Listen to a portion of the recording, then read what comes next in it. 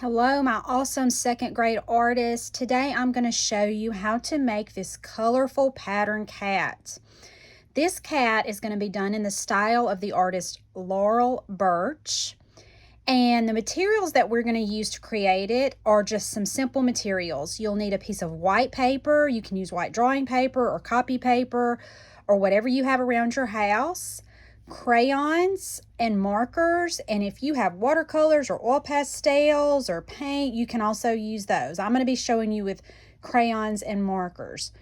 So first I'm going to talk to you a little bit about the artist Laurel Burch. This is a picture of Laurel Burch in one of her artworks with cats. She was very famous for drawing cats. Her cats are unique though because she used lots of pattern and vibrant colors to create them.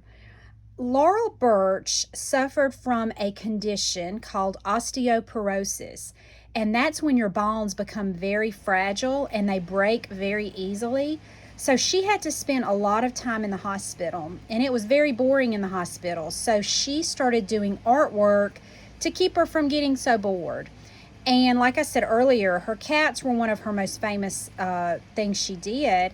And she became very famous for this, and her designs were put on mugs and fabric and clothing and greeting cards. So you can still go online today and find, she's not alive anymore, but you can go online and find lots of her artwork. So again, remember, the use of pattern and color is her big thing. And pattern is when you repeat a line or a shape over and over again. Let me show you some more of her cats. This is one that she did with lots and lots of cats with pattern and color. She used circles and triangles and circles within circles and lots of bright, vibrant colors to make her cats. I just love these. I love how their tails spiral around in some of them. And one more, this one. We are going to be making, I'm going to show you how to make a cat sort of like this, that's in a sitting position. But if you want to make your cat like this, see how he kind of curves around, or this one is standing, you can do that also. You could go online and search for images of Laurel Burch's artwork of her cats, and you can make your cat look more like one of these if you don't like the way I do it. I love it when everybody's is different. So you don't have to do yours just like the one I'm going to show you. So back to this one. The first thing that you're going to need to do, we're going to make the cat. I had some colored paper, so I was able to cut out my cat and glue it to colored paper. You may not have colored paper to do that with, and that's okay. You might want to leave yours on your white paper. So first, I'm going to move that one out of the way. I'm going to get my white paper. I want you to turn it vertically. That's with the long side going up and down. And I'm going to draw my cat with a Sharpie marker. You may not have a Sharpie. You could draw your cat with a regular magic marker or a crayon, or you might want to start with a pencil, and then you could go back and outline it in black. But I'm going to do a Sharpie because I think it'll show up better so you can see what I'm doing. So the most important thing on this is our cat is going to be very large and fill the page. He's not going to be a teeny tiny little cat sitting here. He's going to be very large. That'll help us when we're coloring it. It'll make it a whole lot easier if you make it big and fill the page. So I'm going to start with the head of my cat. And something that you can do to kind of help you, I'm going to go up here. I'm taking a pencil so I can erase this later, but I'm going to make a little mark right about where the middle of my paper is at the top. It's right about there. And right about where the middle is on the side of my paper. It's right about there. I'm making just a little mark because you want your head to start at the top and go all the way down to the middle this way, and then come up at the middle that way. That'll help you know that it's big enough. And another thing you're going to see me doing a lot of is before I draw, I like to trace with my finger. That helps me know how big I need to make something. It just gives me an idea and kind of gets me in the groove of drawing that before I even start with my marker. So we're going to start with a head. I'm going to start very close to the top on this side, and I'm going to go down I go all the way down to where I made that middle mark. This is going to kind of look like a curvy W, almost, not quite. And then back up. Sort of like a W, but a W would go higher, but you see what I'm saying. Then we're going to add the ears, the top of the head and the ears. So I'm going to go down, across, and back up. Okay, now we're going to make the eyes and the nose. And this is sort of how Laurel Burch drew her cat. So we're doing this in the style of Laurel Burch.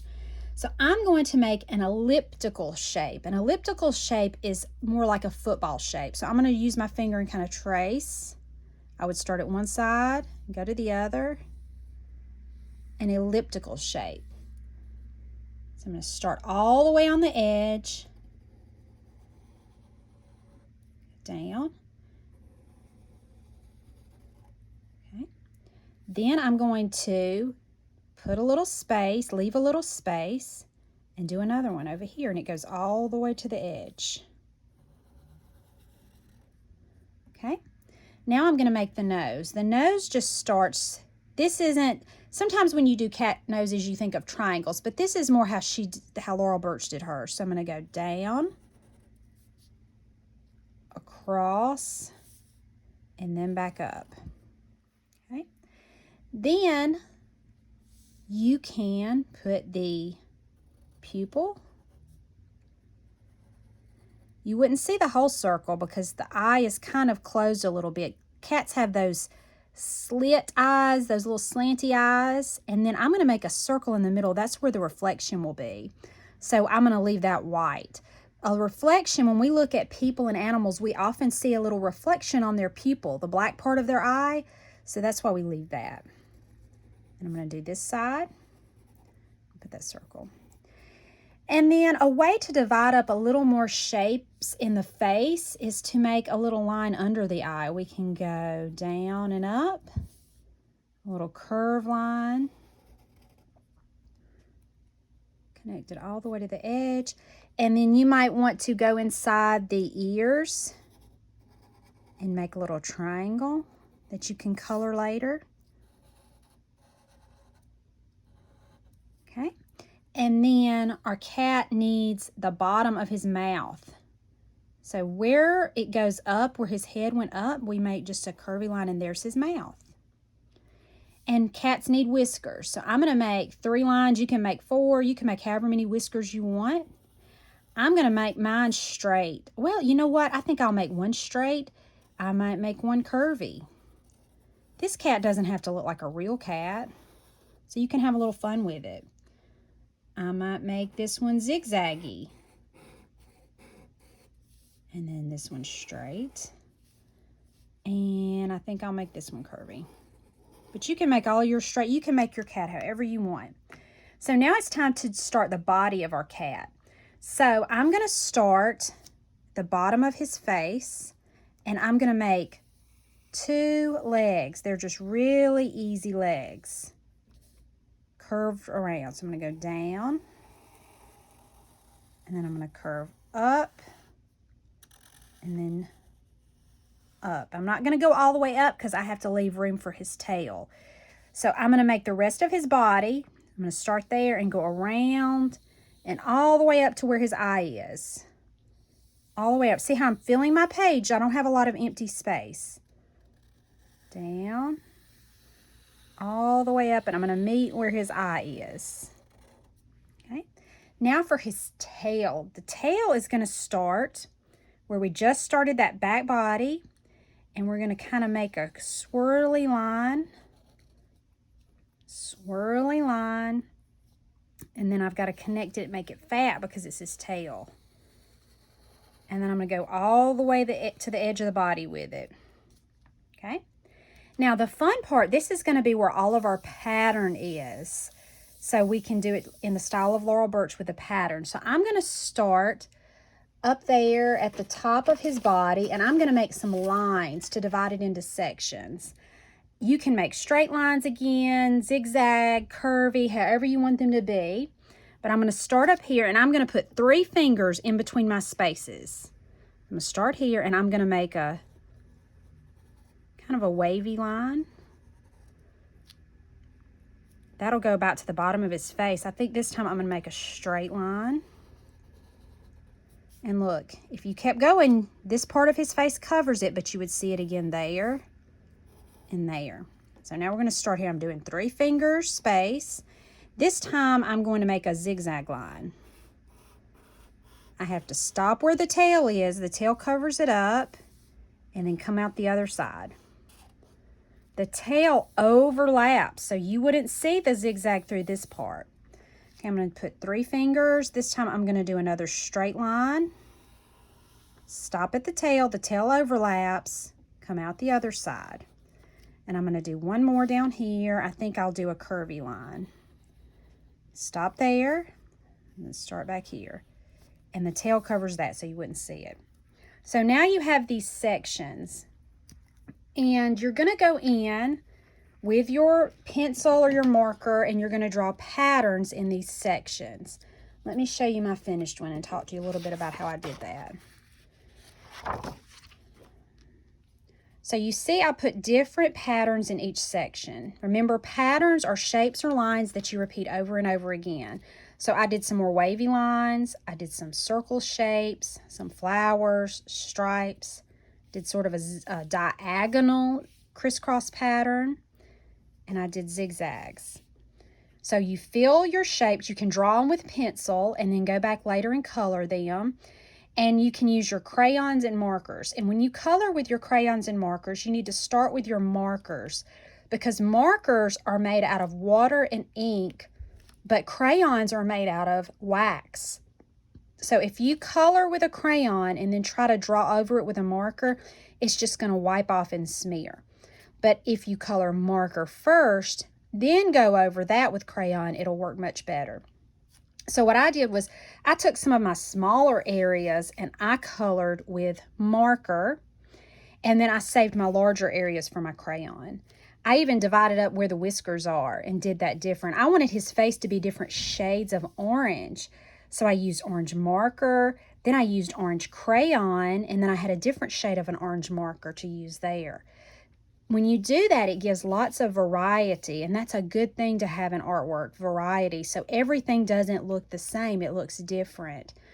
So remember, just go through there, filling it, using lots of color. When you use your crayons, if you want an area to be very dark, press down hard with your crayon. If you want it to be lighter, you press down light with your crayon. When you color with a crayon, you go in the same direction. You don't do this and all over the place. It'll look very messy. Go in the same direction with your crayon. Pick the direction that you're going to go in.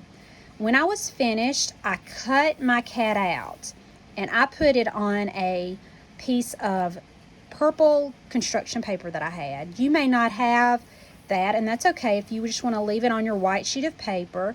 But if you want to, you could cut it out. You could put it on paper that has words on it, or just whatever you might have laying around your house.